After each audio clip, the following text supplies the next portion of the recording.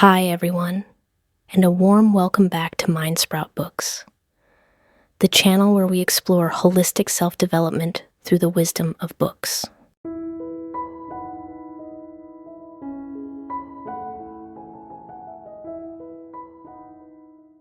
There's a saying by Maugham that life grants us two great treasures, freedom of thought and freedom of movement. Yet, while most of us are born free, how many truly attain authentic freedom? The majority of people unknowingly place invisible shackles upon themselves, turning life's journey into a relentless battle for liberation. But why is it that, despite all our efforts, we remain stuck? The root cause lies in three fundamental chains that everyone, at some point, must confront. These are the bonds we often lack the awareness and courage to break at the right moment. If you fail to recognize and release them in time, you will remain forever constrained, unable to reach true freedom and happiness. So, what are these three chains? The classic novel of Human Bondage by the renowned British author William Somerset Maugham offers profound insights to help you find your own answers. This semi-autobiographical work was a long-held dream of Maugham's, conceived when he was 23 and only completed when he was 37. Upon its release, it was hailed as a work of genius, quickly becoming a classic, translated into numerous languages. Today, let's explore a special feature titled The Three Chains You Must Break in Life, inspired by William Somerset Maugham's of Human Bondage.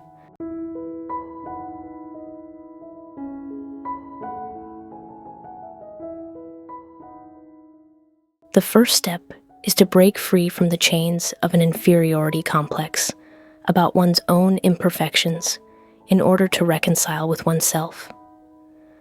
The novel's protagonist, Philip, was orphaned at the age of 9 and sent to live with his uncle, a conservative and rigid man, which filled his childhood with pressure and gloom.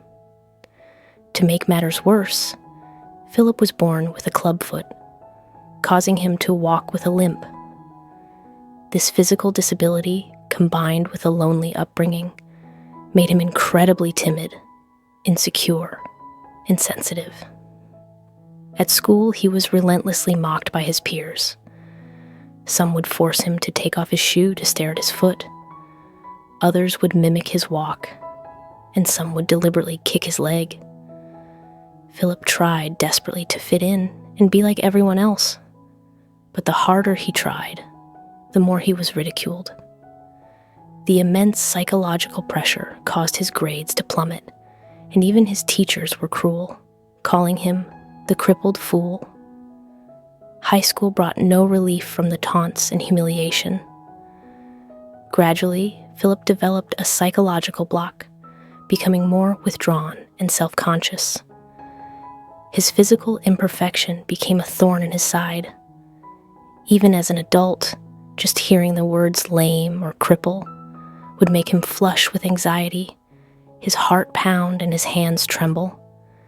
In those moments, he was filled with a deep hatred for his own body.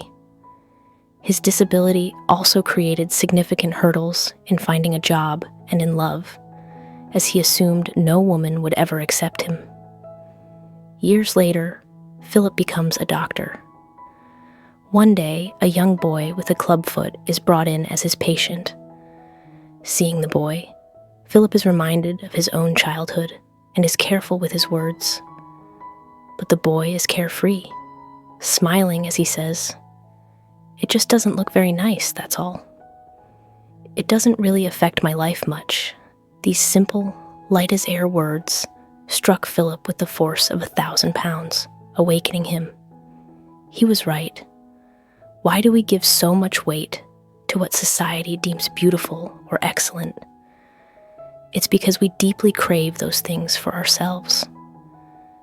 The more you yearn for beauty and perfection to gain public acceptance, the more power the glances, words, and actions of others have over your psyche.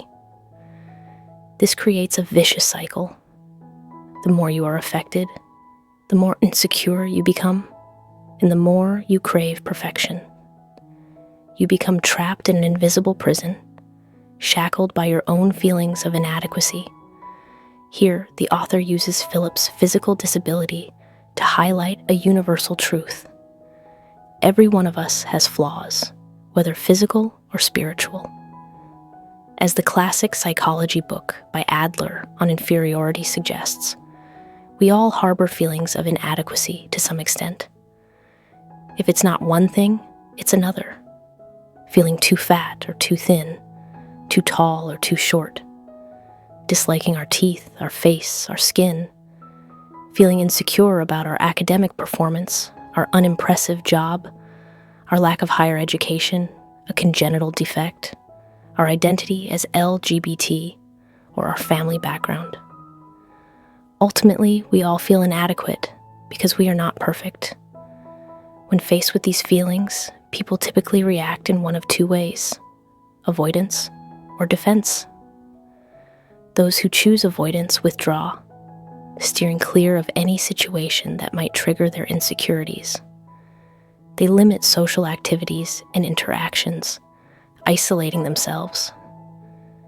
This self-isolation stunts their growth and can lead to procrastination and indecisiveness. The irony is that the more they isolate themselves, the stronger their desire for connection becomes, which only deepens their sense of inferiority. They can never break free. On the other hand, defensive individuals protect themselves from hurt or criticism by constantly seeking validation from others. For instance, they might intentionally point out their own flaws to fish for compliments, a form of self-deprecation. When someone frequently says, "I've gained so much weight," or "This outfit looks terrible on me," what they're really hoping to hear is, "No, you look great." But this reassurance is fleeting, leaving the deep-seated insecurity intact, because deep down, they know it's just a comforting lie. Yet, they continue this self-denying charade, a painful internal drama that only brings more suffering. If a person constantly dwells on their pain and engages in self-sabotage, they will never escape life's shackles.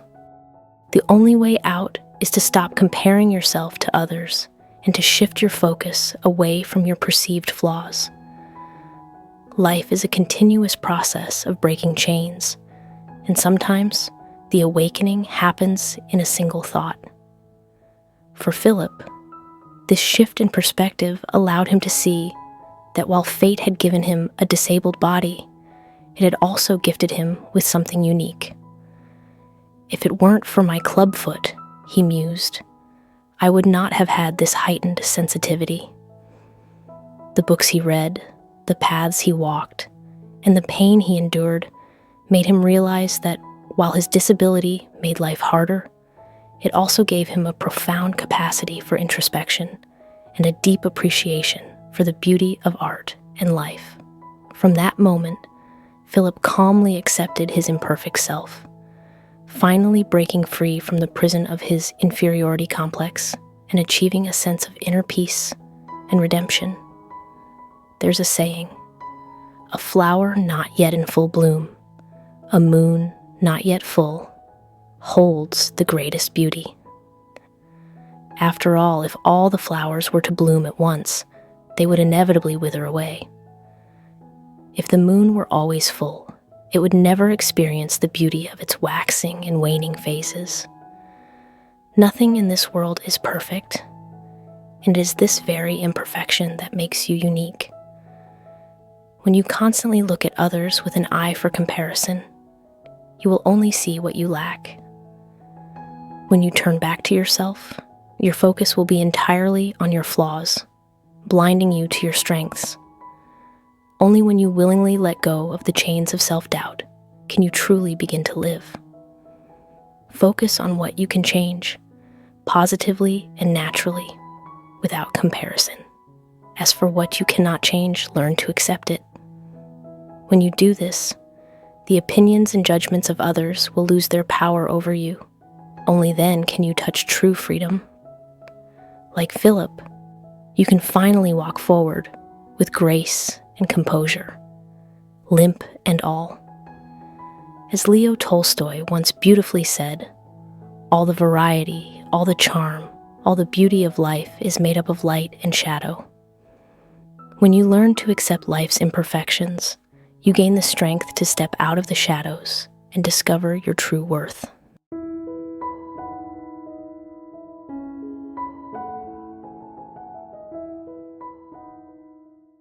What should I do with my life? Is a question everyone must face. Philip was no exception. His uncle wanted him to become a clergyman, while his aunt hoped he would follow in his late father's footsteps and become a doctor. Unsure of his own desires, but certain he wanted neither, Philip declined their suggestions. Through a family acquaintance, he took on an apprenticeship at an accounting firm. It wasn't long before the tedious, repetitive work of crunching numbers left him utterly disillusioned. Since childhood, Philip had a passion for painting, and friends often told him he had artistic talent. A dream of becoming a great artist began to form. He convinced his uncle to support him financially and set off for Paris, full of hope, to study art.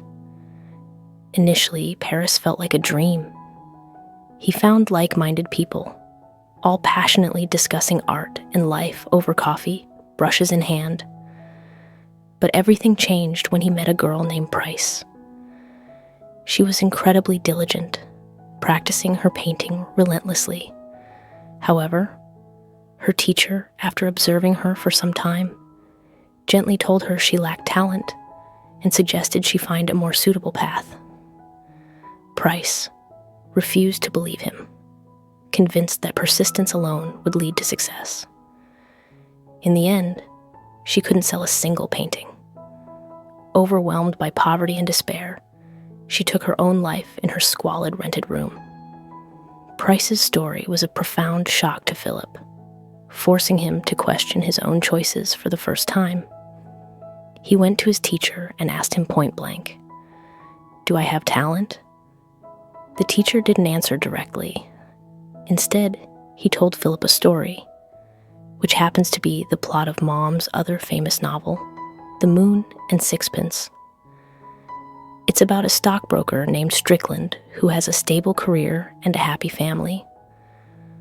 One day, he abruptly abandons everything to pursue his dream of becoming a painter in Paris. "I have to paint," he said. "I can't help myself." When a man is drowning, it's not a matter of choice. Fueled by this all-consuming passion, Strickland eventually becomes a great artist and finds his own version of happiness.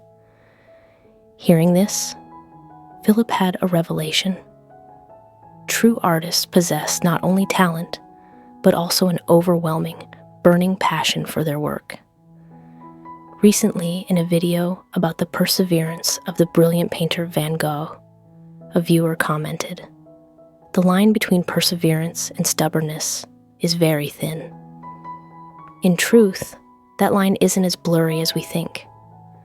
It only seems so when you don't truly know yourself. This requires honest self-reflection. Ask yourself, what do you love to do? Are you good at it? Does the process bring you joy? Are you willing to face any obstacle for it? Have you weighed the pros and cons? Are you driven solely by material goals like money or fame? Do you feel an intense driving passion for this work? Is your motivation so strong that nothing and no one could stop you? If you can answer yes to these, then persevere with all your heart, like Van Gogh, Strickland, or Santiago from The Alchemist. But if not, then be like Philip. Take an honest look at yourself. Philip realized he didn't have that fiery passion for painting. After much thought, he decided to give up art and study medicine in London. Because this decision was made with clarity, He applied himself diligently. His hard work paid off, and he earned his medical license. In the process of healing and saving lives, Philip discovered his own value and grew more confident and resilient. He finally realized that being a doctor was his true calling. There's a saying, persevering in the wrong direction is not courage, it's foolish stubbornness. On his journey of self-discovery, Philip found the field where he could truly excel because he had the courage to stop, reassess, and break free from the chains of misguided persistence. The same is true for us. If you knowingly pursue something you lack the aptitude for, you will likely end up with nothing. Only by letting go of the stubbornness can you see the right path forward, do what you are good at, and find your true self. As the poet Hermann Hesse famously wrote, for each man, the real duty is to find himself, and then to hold on to that self with all his soul, for a lifetime.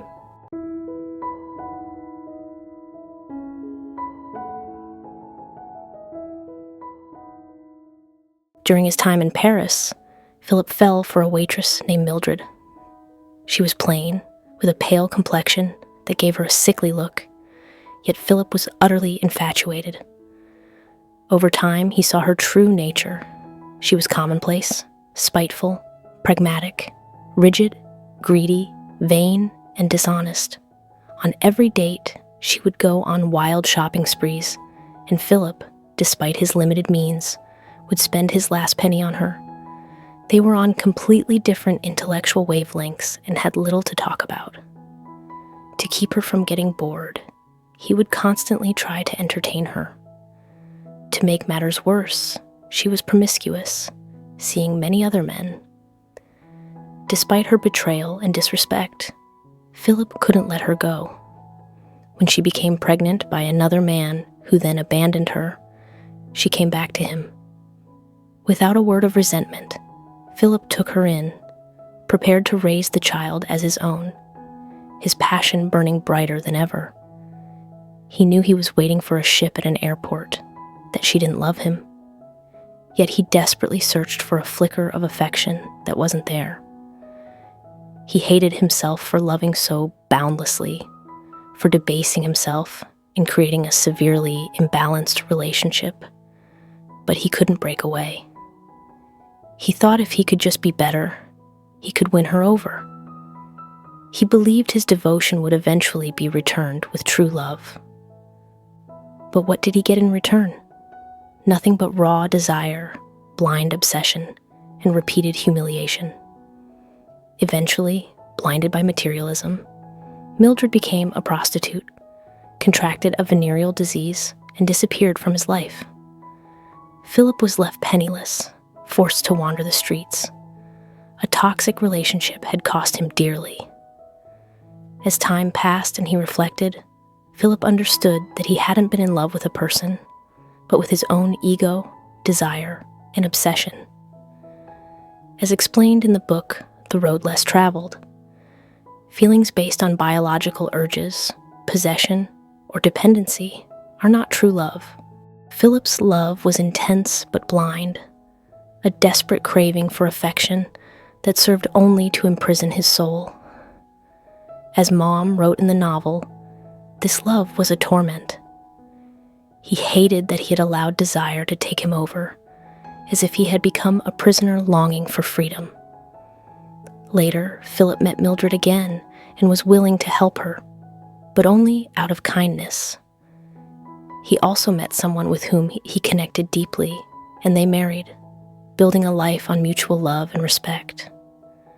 Only by letting go of his obsession and breaking free from the bonds of a destructive passion did Philip find peace and freedom. True love is compassionate and empathetic. It is about giving each other freedom to grow into the best versions of yourselves. Love born of desire, on the other hand, stems from a need to possess or depend on another. It only leads to self-destruction. By recognizing and casting off these chains, we can walk in freedom and learn to truly love ourselves and others. There's a famous line by Leonard Cohen: "There is a crack in everything.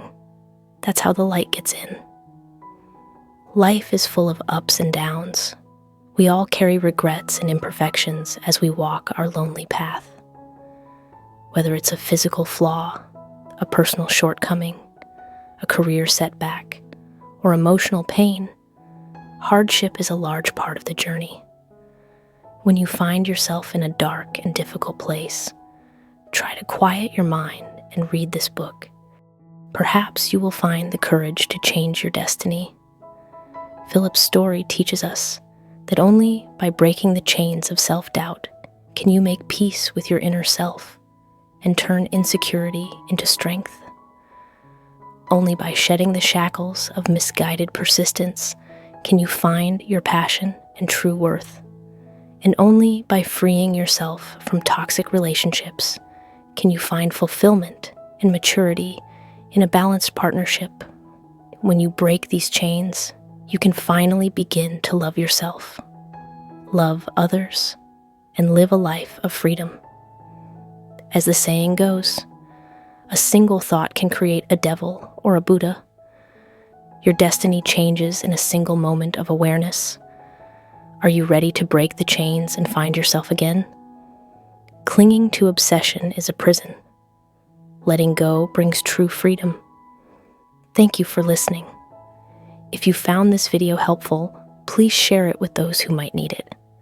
Give us a like, subscribe, and hit the notification bell to catch our new videos every week. Thanks again, and see you in the next one.